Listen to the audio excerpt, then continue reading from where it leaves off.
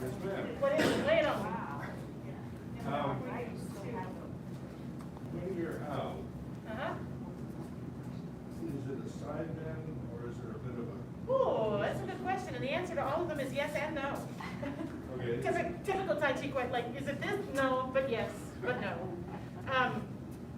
So, let's see if my body will behave today. I certainly tell me not after. Well, no, but sometimes I have to kind of do it to feel it and be able to tell you, like, what do I do? Don't go too far. No, I know. But if I don't go far enough, it doesn't feel right either. So, this is pretty tall. Sit back. So, Looks like there's a little of both. there is a little of both, but it's not, I'm not thinking to do either one of those. So this is not right. Right. This is not right. But it's going to be dependent on how far you step out and how far you sit back. So you have to twist a little to be You able do, to look. absolutely. But it's not an extreme twist. Again, it's keeping your tuck is going to be paramount in helping you decide. So the hips try to stay forward anyway. Well, they don't stay forward, but they definitely are neutral. Low back neutral, round this out, sit back. The more you sit back, then naturally there'll be more of a fold. Does that make sense? So if I'm doing a super tall one, there would be a little twist, but almost no forward fold. However, watch for putting the hips forward, because that's going to put a weird crimp in your back as well. So you still want, actually everybody, let's do this. We could be talking about morphing a little bit. Have we played with the morphing, where we do like embracing horse, and then morph yourself into a Tai Chi pose? So we're going to morph from embracing horse into hit the tiger. And it's going to be a little weird, but I think it'll explain what we're trying to do. Same thing at home. There's no right way to do this, just it's mostly like thinking about the exercise. So start in your embracing horse. And then the idea is just, you won't find this in a textbook, this is just an exercise that we do. So from here, just start thinking about keeping your embracing horse shape as best you can, and morph, like launch yourself out into a hit the tiger, but keep that idea of embracing horse.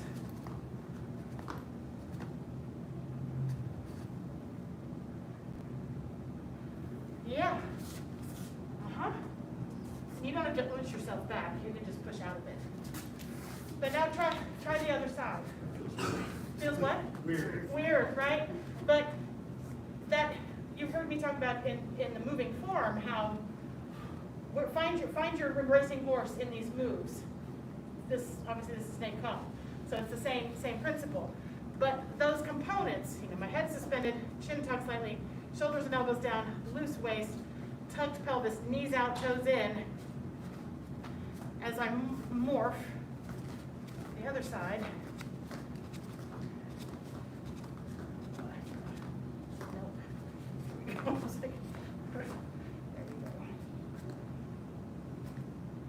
It changes the way I feel. Like I feel, for me, what I feel in particular is that stability in my tuck that I keep, that I can more easily lose if I just step into it. So for me, that morphing helps really drive in that pelvis position, which will inform how much I can twist, bend, lean. Because if I lose my tuck, I can lean. If I lose my tuck, I can twist more. But if I keep my tuck, I really can't twist too far. So does that answer your question? So yes, there's a little lean. Yes, there's a little twist, provided that you're. As usual. That's why I was like, yes and no. And it all is going to depend on how big or small you're making it. So the more you sit back, as in the lower your stance is, the more those things are needed for a counterbalance. Sorry, clear as mud. Is there a quick answer? No, there's not. Any other questions about hit the tiger? Anything? It looks good. Overall, this particular rotation, I've seen a lot of improvement. You had a good understanding to begin with, but it's very solid. So the effort that you're all putting in is excellent. We have a couple minutes left. Is there another posture that you have a question on, since it's our last hurrah for this rotation? Yes, sir. On, ride the tiger. Ride the tiger, okay. How far down and? Oh, you mean ride the wild horse? Sorry. It's okay. How far forward? How far forward, knees, hips? Yes. Yes. Level? Again, proportional. And CK Chu's picture will be a little bit different. I like his, but we don't always do it that way. Again, it's proportional. So if I were gonna keep it small, I would still reach till I start to feel that tipping happen, which is about here, shift the weight, and then I sink. And if this is all I can do with my legs, this really would be about as far as I would want to go with my arms, because this would start to be disproportionate. Likewise, this isn't right either, that's just a squat. So it's a proportional. So the whole way down, I'm checking in with myself. Like, this is my personal routine. I'm like down, okay, still going down, okay.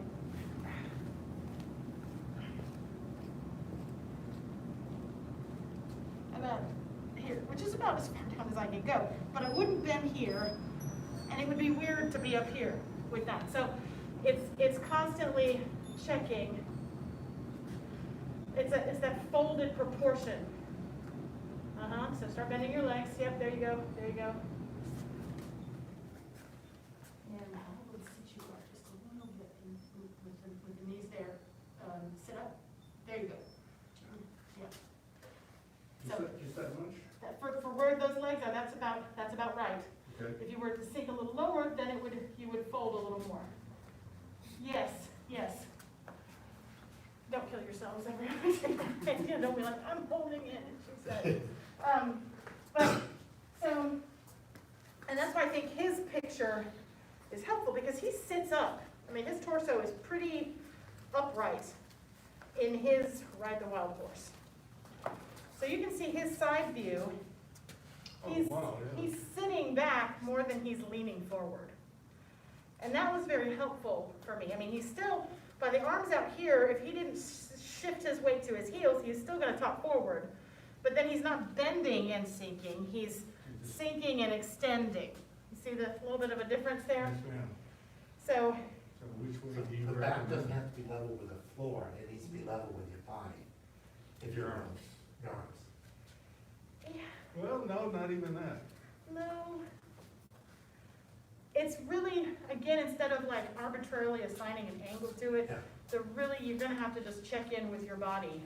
And say, if my legs aren't gonna go, if his legs stopped here, like if that's all his legs had, he's barely bent at all. It would not be appropriate to lean forward. But then as, he's pretty folded when you get to the bottom, right? So, what tends to happen, I think, when learning this posture is the emphasis is on that reach forward, and then it feels like it's a bend, and then I just bend my legs, which isn't exactly right.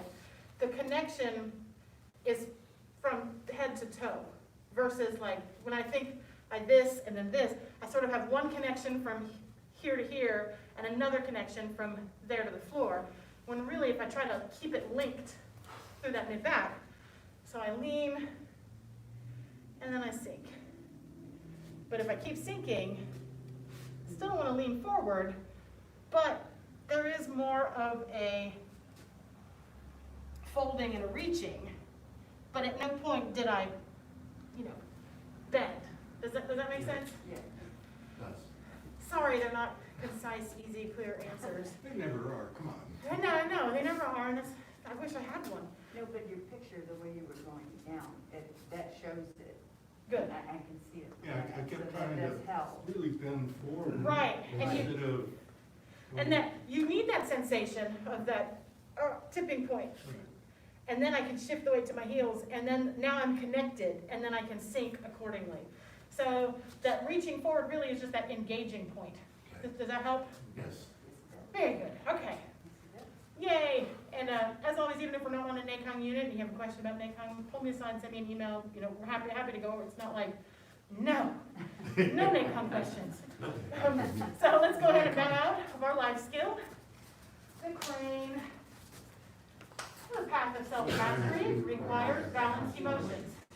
Balanced emotions do not yield to negativity. The path of self-mastery requires balanced emotions. Balanced emotions do not yield to negativity. The path of self-mastery requires balanced emotions. Balanced emotions do not yield to negativity. Got it, yeah, sure. Down to intermediate and beginner level students. Students at home, black session.